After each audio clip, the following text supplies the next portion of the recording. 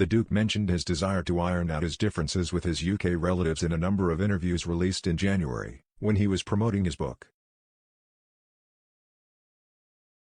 Speaking with U.S. journalist Anderson Cooper on CBS's 60 Minutes, Harry said, when asked if the rift with his family can be healed, the ball is very much in their court, but, you know, Meghan and I have continued to say that we will openly apologize for anything that we did wrong, but every time we ask that question, no one's telling us the specifics or anything. There needs to be a constructive conversation, one that can happen in private that doesn't get leaked.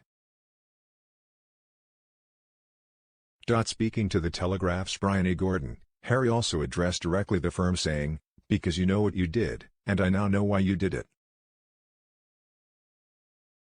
And you've been caught out, so just come clean and then we could all move on. Mr. Swerd's comment comes after it was claimed the Duke of Sussex had informed his father of his trip to the UK to attend the preliminary hearing, but he was told Charles was busy.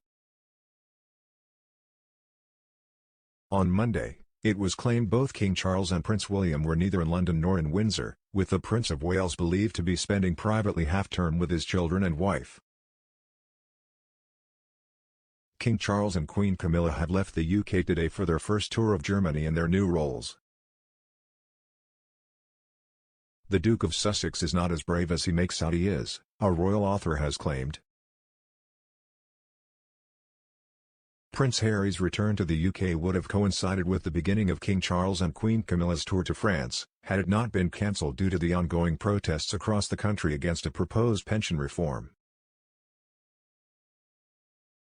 King Charles saw his diary cleared out of the first leg of his tour, which is instead beginning today with Their Majesty's arrival in Germany, something which left royal watchers to wonder whether the monarch would have time to meet his second son in person.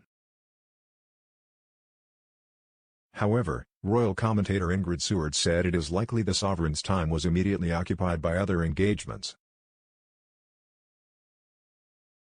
And, she added, she doesn't think the Duke of Sussex sought to book a meeting with his irate father. She told the Mirror, any ordinary father would expect to see their son when he paid a rare visit to the UK from abroad. But Charles is not an ordinary father. He is king and as such has appointments every 20 minutes of his day. In between, he has letters to sign, state documents to read and meetings to attend.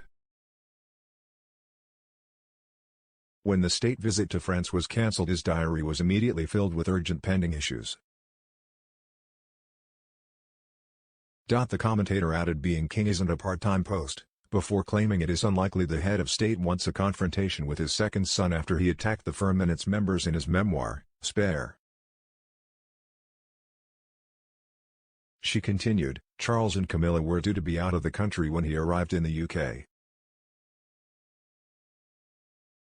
Harry would have never envisaged something as politically sensitive as a state visit being postponed.